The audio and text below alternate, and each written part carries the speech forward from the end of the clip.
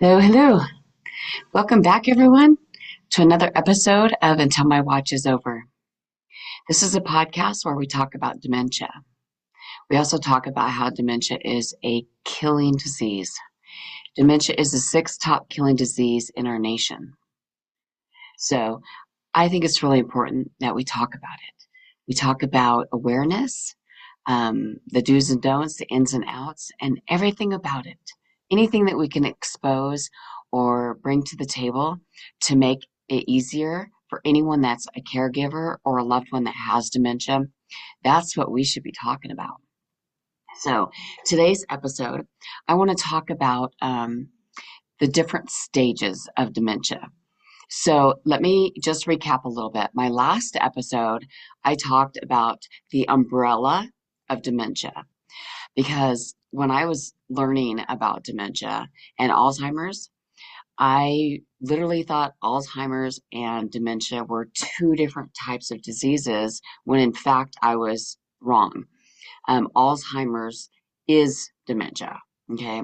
Just like Lewy body or interfrontal uh, dementia. There's Jacobson's, and there's a few others that we will get into in a different episode. But knowing that there are different types of dementia brings me to sharing with you the different stages of dementia. So what I have found, or so far what I've researched, is a lot of the symptoms are very similar with the different types of dementia.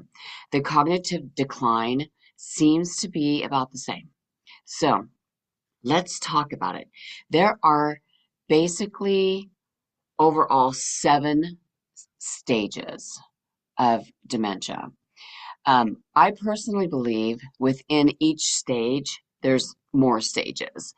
And I also think, just from experience on this one, is that sometimes a loved one will start showing symptoms of one stage and then go back to the stage that they were in previously. I've had that experience before, and so my shoulder. I've had that experience before, so I I've actually it's exciting a little bit. I don't know. I don't want to get y'all excited here when you see someone who cognitively declines and then they get a little bit better. And sometimes that can bring a little bit of false hope to you when you think about how dementia really works and what it does to your mind and to the person's ability or inability to use their brain functions normally. So let's dive into the 7 stages, and then towards the end, we will jump into our tip of the day. So definitely want you to follow along, stay connected, engage, okay? This podcast is to help people that are struggling with dementia. And this podcast is also to bring awareness. And it also, I want to encourage you to, if you want to be a guest on this show and you want to talk about dementia, something that you're going through, something that you've experienced, something that you might be able to bring to the table, excuse me, and share with others that might help bring, again, more awareness to what dementia is really like, what it's all about. It's not a fun disease. I haven't really met anyone yet that says, I absolutely love this disease. I think it would be insane if someone actually said that to me. Um, Most people are the opposite. They say how much they hate it. So I'm inviting you. I'm inviting you to join me to come on board as we build this community and we raise awareness for dementia. Okay, so join with me, will you? I want you to join with me. So let's dive into our topic today, which are the 7 stages. The first stage I want to talk about is we all know dementia means a cognitive decline.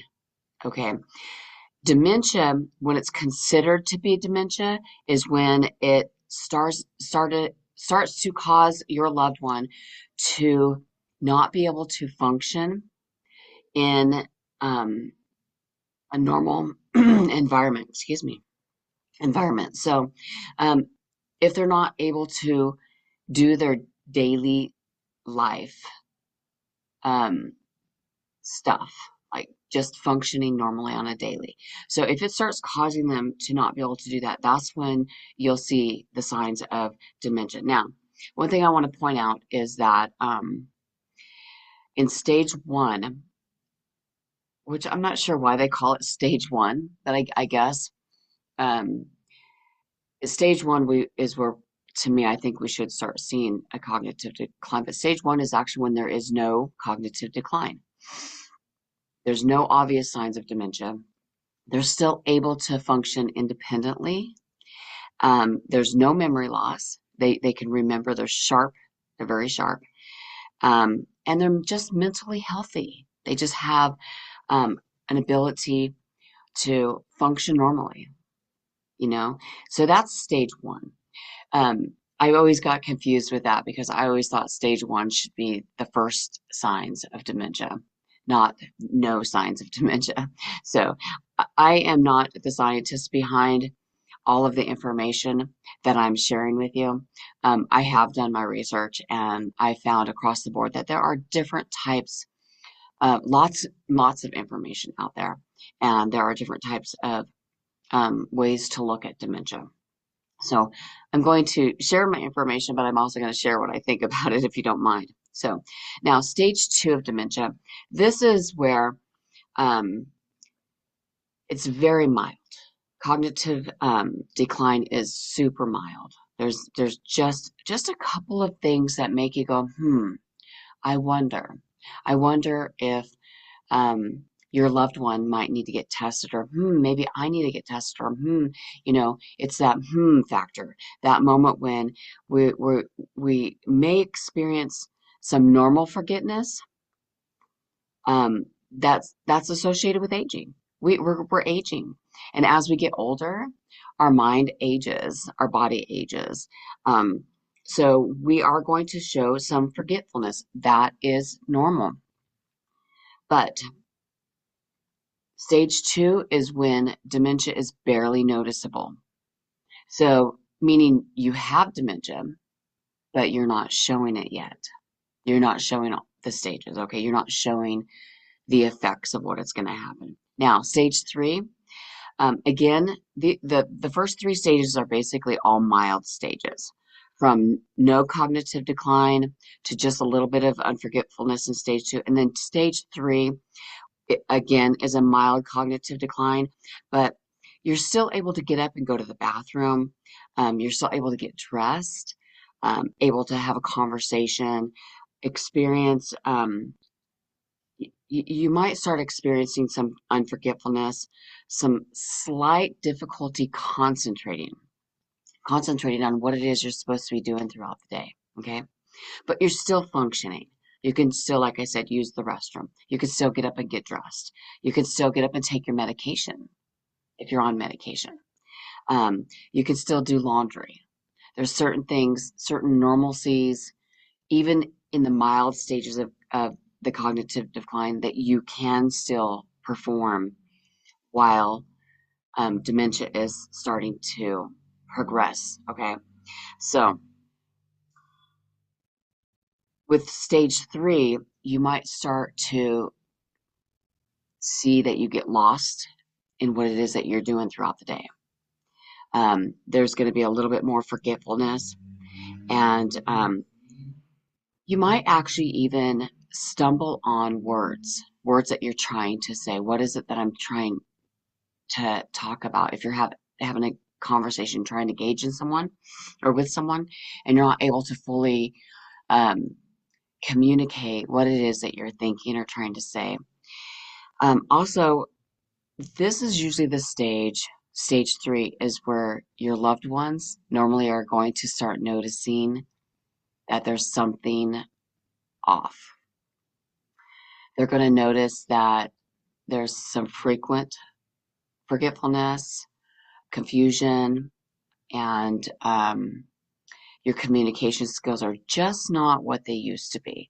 So stage three is where it starts to get recognized. Okay, it's kind of interesting, if you will. I think it's very interesting, actually.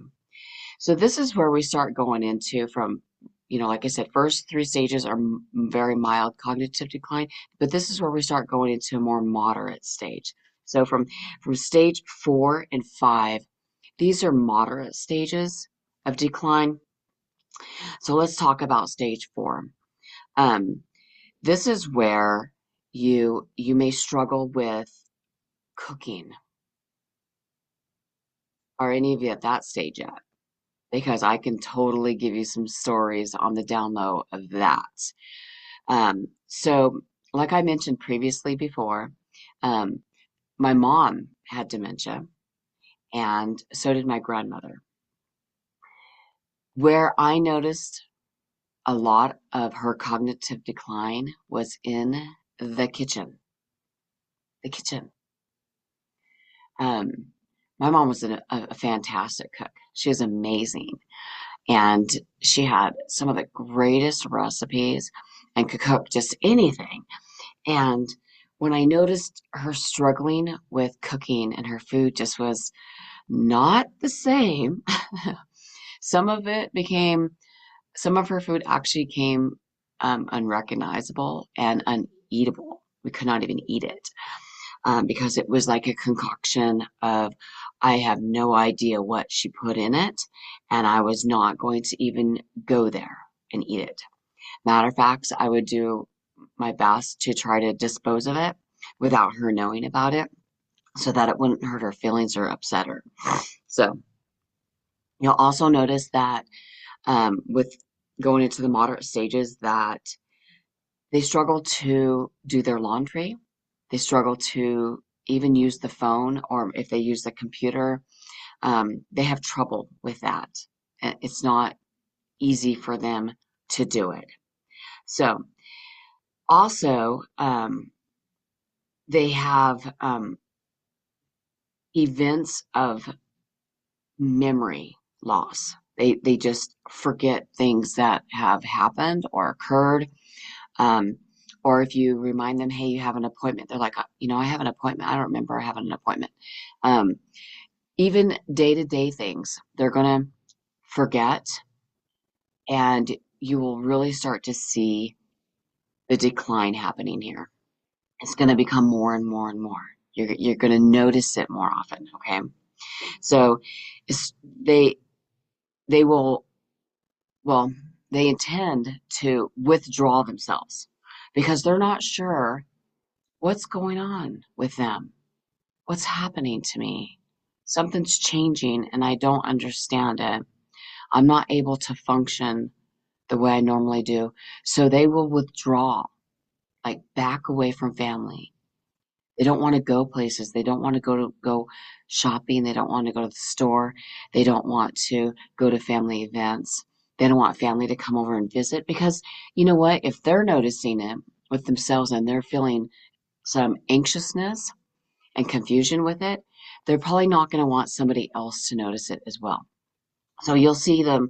It's a real common factor that they will withdraw from you or your family or from people in general or from activities because they're starting to get more and more nervous about what's happening with them. Okay, so don't be surprised if their social activities decline. Okay, starting in this stage, they're definitely going to have some decline there. Okay, now at this point in time, a physician can definitely detect cognitive problems. The diagnosis is going to be evident. They can detect it right away. So in the earlier stages, in the mild cognitive stages, it's a little bit harder. And they do have some like specific tests that they have that you can have done to see if you're kind of leaning that direction, but they may not be 100% accurate yet until you actually start getting to the moderate stages of dementia. So I just kind of wanted to share that with you as well. So let's look at stage 5. Stage 5, okay? Um, Still, we're in the moderate stages. Like I said, 4 and 5 are moderate stages. So your loved one may show a lot of major memory deficiencies. They can't remember. They just can't remember. You have to be their memory. So I have found with this situation, reminiscing is vital, very vital, because we we want to keep our memories, of course, of them, but we also want to remind them. Now, if we're talking about fun and enjoying and exciting memories, those are great. You don't need to bring up all the anything that was bad. Like the bad memories, let them go. You don't need to try to bring those memories up. And also, don't bring up the fact that they don't remember. I struggled with that. I'm not going to lie. I really struggled with it when my mom had dementia and I knew she had it. She had not been diagnosed. She got diagnosed later than sooner. And even though I knew that she was showing symptoms, even her doctor was thinking that because she had some other medical issues that could cause some of her um, inabilities to function properly, she would dismiss it. And finally, I just said, what is the harm of getting her checked? Let's just get her checked because I'm pretty sure something is wrong here. I'm pretty sure my mom has dementia. So the thing that I did though is when I would talk to my mom, I would forget and I'd be like, well, don't you remember? Of course they don't remember. What am I thinking? What was I thinking? I said, well, you know, mom, you remember. Don't you, mom? Don't you remember? And I didn't realize I was doing that. And that puts shame and guilt on them when they don't remember. We don't want to do that. I've done that. I was guilty. I actually went and told my mom I was sorry for doing that because I didn't understand what it was that I was actually doing myself with her. Um, Not realizing that we have to be careful with what we even say to people with dementia because it's not their fault. They don't have any control over it. It is a disease. It's not something they're doing by choice. So if they forget, it's not their fault. So you have to try yourself. If you're a caregiver or you're a family member, whatever, taking care of your loved, you have to always remember that they're declining and not by choice. So let's not add any more guilt or shame to it because I did this and I just felt so bad. And but once I realized what I was doing, um, and I stopped doing it, it made things so much more better. It really did make things better. There was a huge improvement. Okay. So also at this stage, in stage 5, they're going to need some assistance. They're going to need assistance with cooking. They're going to need assistance with cleaning their house, doing laundry, day-to-day tasks. Um, this is where I caution you and want you to be very mindful of their independence because it's important that they keep their independence for as long as they can. Because think about it. Would you want to lose all of your independence and just solely want to rely on somebody else to do everything for you? Especially if you've gone through your whole life with all of these accomplishments and things that you've achieved, and now you're not able to do any of them. You can't function, and so you have people coming in and doing it for you. It can really put a damper on your mind and your spirit. It can cause depression and anxiety because they're just not able to function. But you can help them function by not removing their independence. Allow them to be as independent as they can. If they're able to get up and get a drink of water, let them. Okay? If they're able to put their shoes and socks on, let them. If they're able to even just button up their shirt, let them. It's okay to help them put it on, but say, okay, why don't you try buttoning it? Why don't you just try a couple of buttons?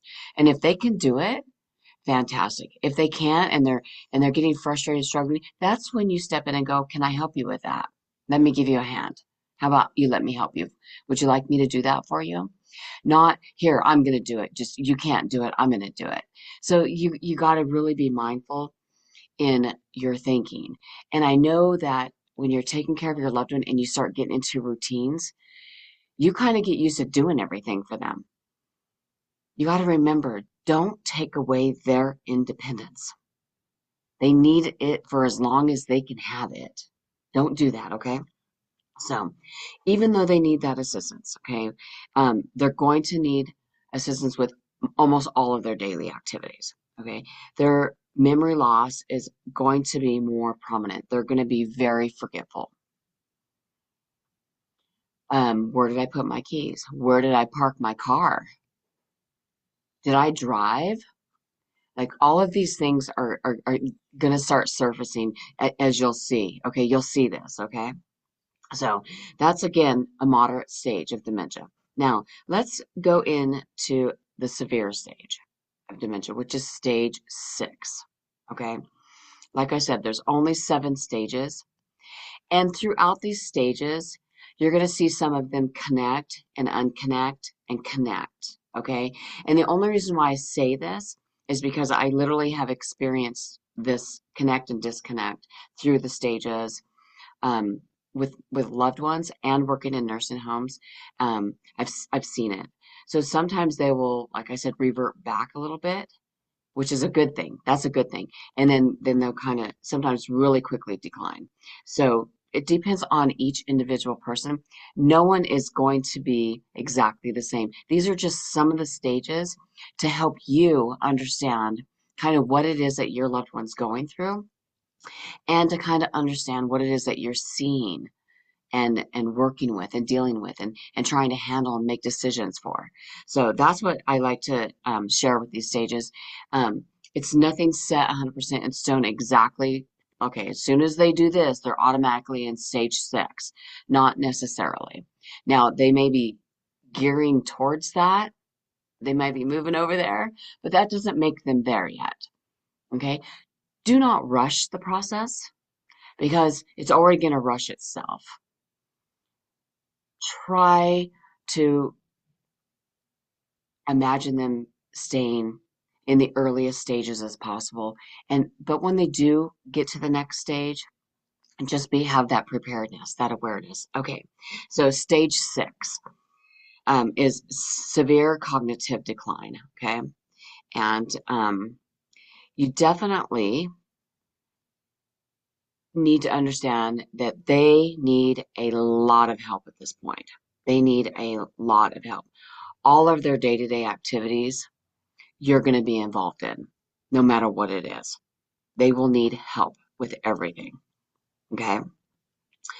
Um, they're going to forget your name. They're going to forget their family. They're going to start forgetting a lot of memory loss, a lot of memory loss. Watching TV can be one of two things, actually. It could be good because it could be a distraction for them to keep their mind off from the fact that they're losing their memory. Or 2, it can bring back memories that causes confusion and agitation, and they may think that they're actually in the movie. So let me just give you an example. And I'm only sharing this because um, it's quite cumbersome, but my grandmother was watching TV. We were watching an ER show, a hospital show. And she loves like NCIS and Criminal Minds and, ER and stuff like that. Um, I've realized as she's watching these shows that we have to be very careful. So a lady came in that was pregnant and, was having complications, whatever, because emergency room, it's always drama in the ER room, right? So she's having all these complications. Anyway, my grandma, about an hour after the show was over, thought she was pregnant. And this was back when she was like 90, probably 93. She's 95 now. So this is a while back. Um, and she really, really, really thought she was pregnant. And she was worried about the baby and, worried about her stomach and, all, all of these things. And I remember her talking about being pregnant. And it kind of threw me for a loop because I wasn't expecting her to say that. And, oh, excuse me. Oh, tired. When you're a caregiver, You get tired.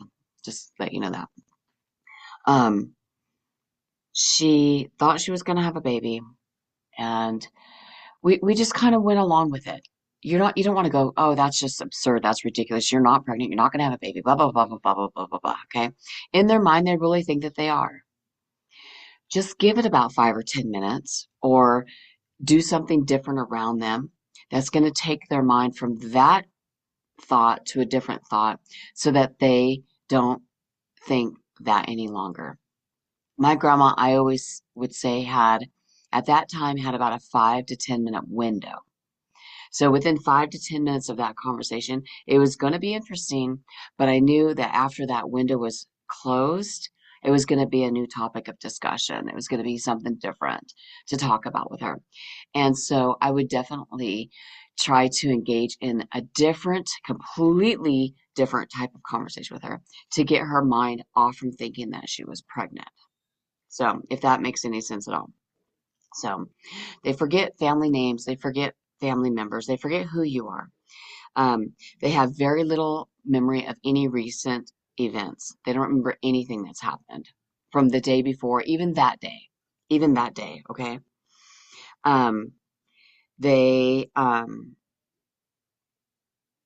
may start to remember some moments from an earlier life, but there could be some confusion with it. So when they bring up moments from their earlier life, reminisce with them. It's really good for their mind to remember things that are familiar to them. It's very good for them. It's a healthy thing. That's a healthy thing. Okay. Now, we don't want them to be stuck in the past. I get that. But we want them to be functioning, using their cognitive ability for what they have left. So if they do have moments of memory, engage.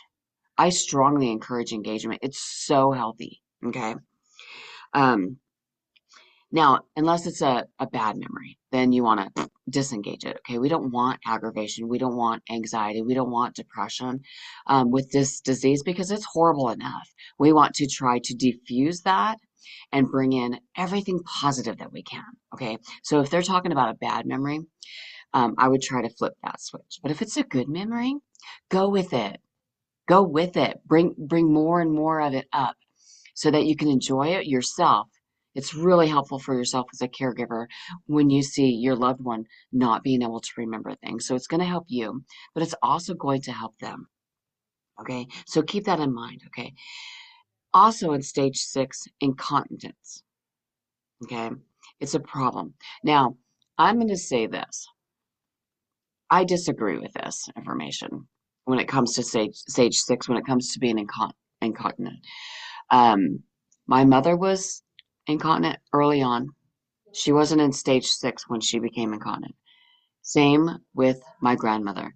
My grandma was probably in stage 4 to 5 when she started becoming um, dependent on some, diapers and bathroom assistance, stuff like that. So it also varies on your loved one's physical condition, I believe, where they're at with incontinence. So they may have a very healthy bladder. They may not have any issues, kidneys, livers, gallbladder, all of that may be fully intact and perfect. That would make sense for a stage 6 incontinent level. But for somebody that's had kidney issues, liver issues, gallbladder issues, um, even for like people that drink a lot of alcohol, there's or they have liver damage, fatty liver damage, or have struggled with weight loss, give or take. So these are some things that literally will um, cause incontinence. So you need to be mindful, and when I'm sharing this information, that this may not 100% be exactly where you are or where your loved one is or where they're going to be. Okay, I just wanted to share that. So I want to make sure I'm really clear. Okay. Now, their ability to speak also, you'll notice that they're just quiet. They're really quiet. Usually, okay. Some patients that I've had in the past are very vocal, but they're not speaking, they're blabbering. They're just muttering. They don't know how to get words out of their mouth. You may occasionally get a few words, but it's just um, a muddled conversation, it can be very sad to watch that. Now, you're also going to see a lot of personality changes. Things that your loved one didn't do before, they may now do. And be prepared for that, because mentally, get yourself mentally prepared, because some things that are going to be done and said are going to upset you and hurt your feelings. I guarantee it. I've been in places where some things have been said, and I was like, what in the world? But you need to understand that's not who they are. That's the disease talking. They're coming from a place of confusion. They're not coming from a place where they understand what's going on. So please keep in mind that it's not their fault when that happens. Okay, let's talk about stage 7. Stage 7 is the very severe cognitive stage. This is when they absolutely cannot speak. They need assistance with everything: food, eating, taking their pills. Um, they lose their psychomotor skills, so they can't function at all. Um, so they might not be able to walk. They might not be able to stand up. So my grandmother is in stage 6, 7. That's where she's at. Okay. Um, she kind of varies back and forth. And she's been in this stage for a while now. Like seriously, since at least for a year, because she broke her hip a year ago, almost to the day actually. And that set her way back. Okay. Physically, because of all of the pain your body goes through, mentally, because now you lose even more functionability, and just your whole demeanor changes when one more thing is going on in your body that you don't want to be going on. She's already fighting dementia. Now she has a broken hip. She would get infections. UTI infections are huge, especially with incontinent patients. We're going to have a whole discussion on UTIs. It's huge. Okay. Um, but when they get to this stage, just know it could happen quickly, or it could really take its sweet time. Okay. My grandma has been in this stage. Um, she cannot feed herself, or she can feed herself. I'm sorry. She cannot, fix her food, but we have to put it right in front of her. And a lot of times she's using her hands to eat. She's dumping her food into stuff, dumping her drink into her plate and mixing it all up. And here's the thing. To us, this is not normal. To her, she, in her mind, somehow knows what she's doing, or thinks she knows what she's doing. Let her do it. She's not hurting nothing. So what if she makes a mess? Messes can be cleaned up. Let her do it. Now, if she's going to hurt herself, then intervene. But if she's not hurting anything or anyone, or him, my loved one is a her, just let it be. Let it go. Okay? Um, Sometimes my grandma likes to put stuff in her pill cup after I give her pills, and then I give her food. And sometimes I'll set the pill cup on the table. I usually try to put it up, but if I forget it once in a while, she'll take the pill cup and she'll put food in it and juice in it, and then she'll eat out of that. And then she'll pick at it, she'll eat out of it, and she just does some weird random stuff. And to me, it's weird, okay? It's just strange. Her behavior, her mannerisms are just interesting, okay? That doesn't mean she's strange. That just means what's going on psychologically. I know that is not normal, because her cognitive decline is gone. Okay. When we get her up to move her, she doesn't realize she's wet. She doesn't realize if she's soiled. She doesn't even care either. She doesn't. So what? Leave me alone. She wants to be left alone. They have a hard time moving at this stage. So you want to make it as easy for them as possible. There's times when my grandma doesn't believe that she even has feet. So when we go to stand her up, she'll put her feet straight up in the air. And you're like, oh gosh, she's going to fall down. And sometimes you'll have her standing up and she'll just sit right on you, because she's like, I don't want to stand. So you have to be really careful. You could get hurt. I've gotten hurt a couple of times. because you're the one there to catch them when they start to fall. You're the one there to pick them up. You're the one to move them, shift them, sit them up, turn them over, all of this stuff. You're doing all of it now at this point. It's okay to ask for help. And if you can't handle it, it's okay. It is okay. There are days that my back has went out lifting and picking up and pulling and I feel like some days it's just a tug of war. And it can be very painful. So take care of yourself as well. Having that in mind, I do want to jump on here real quick and share with you guys a just a fun tip. Let's shift gears here, okay? I have all my fun tips. um, People say dementia is not fun, okay? You're right, it's not. It's very emotionally and physically and mentally draining on them and on you. And I 100% understand that. But I think that if we try to change our mindset on the matter, it'll make it easier for us to get through it and not have it make us feel so heavy. Okay. We feel such a weight on us when we're watching someone that we love just go downhill. Okay. And there's days when, I don't know about you guys, but there's days when I'm like, man, you know, she, sometimes I feel like my grandma's suffering in this. It's like, I think to God, I'm like, God, what are you doing? Why are we still here? Not that I want her to pass away. I don't. But sometimes I think she would be better off, if that makes any sense. So anyway, let me get to our fun tip of the day. I was reading something the other day that caught my attention and I thought was really interesting. And I know for a fact that colors um, have a big impact on people with dementia. I don't know if you know that, but I do know that. But I am going to be actually doing a whole lesson on colors. But one color in particular, I want you to keep in mind because it could be dangerous. This is a dangerous color. And I don't know if you know what it is. So the tip of the day is, what is the dangerous color? The tip of the day is the color is black. Black. Okay, so why is that?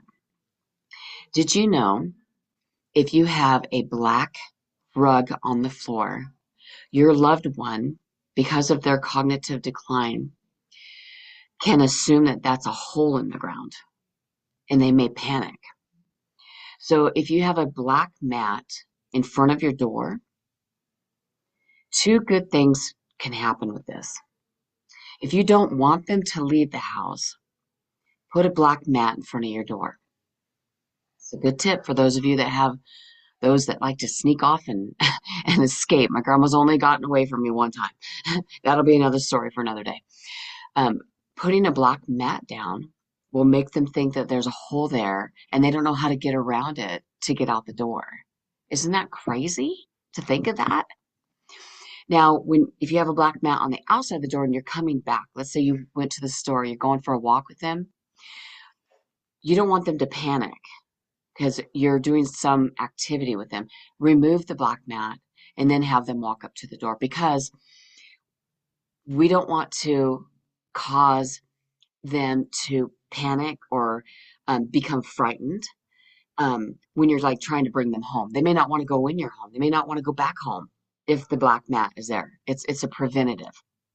It keeps them from going forward because they envision a black hole. They think it's a hole in the ground and they don't want to fall in it. It's terrifying for them. So, tip of the day, if you're trying to keep your loved one in the house, put a black mat in front of your door. If you're trying to bring your loved one home from an activity, remove the black mat from the door so that you can get inside the door so that it doesn't cause terror or frighten them. We don't want to cause any more confusion in with what they're already going through. So if we know these little fun facts and these tips, it makes it not only easier for them, but also somewhat easier for us. Okay. So if you have black mats around your house, like in your kitchen or in your living room, my suggestion is get rid of them if they're still able to walk around. Now, if your loved one is not mobile, they don't walk around or anything, then don't worry about it. But like my grandmother right now, we have to walk her everywhere because she's barely walking. Sometimes she's wheelchair bound. So it just depends on that. So she only goes where we take her. So I obviously wouldn't take her into the kitchen where there's a mat if it was black, okay? So this is just my suggestion and a fun fact for you today. And I hope that you got something out of that today. So now that we've completed our 7 stages of dementia and we've had this discussion, and I got you or gave you a fun fact for the day, message me and let me know where you're at, how you're doing. Tell me your situation. Are you caring for a loved one? Are you caring for a mother, a father, a husband, a wife, a grandmother, a grandfather? I took care of my mother and my grandmother. I'm still caring for my grandmother. That's where I'm at currently. Or are you just working in a nursing home? Are you a caregiver in a home? Um, wherever you're at, whatever your story is, drop me a line. Say hello. Get involved and get engaged, okay? And know this, you're not alone in this. No one is. We feel so lonely as caregivers sometimes. So I hope that this information is very helpful for you. I hope you enjoyed this episode, and I thank you so much for being here. So, again, until my watch is over, y'all take care. Have a blessed day, and I'll talk to you in the next episode. Thank you.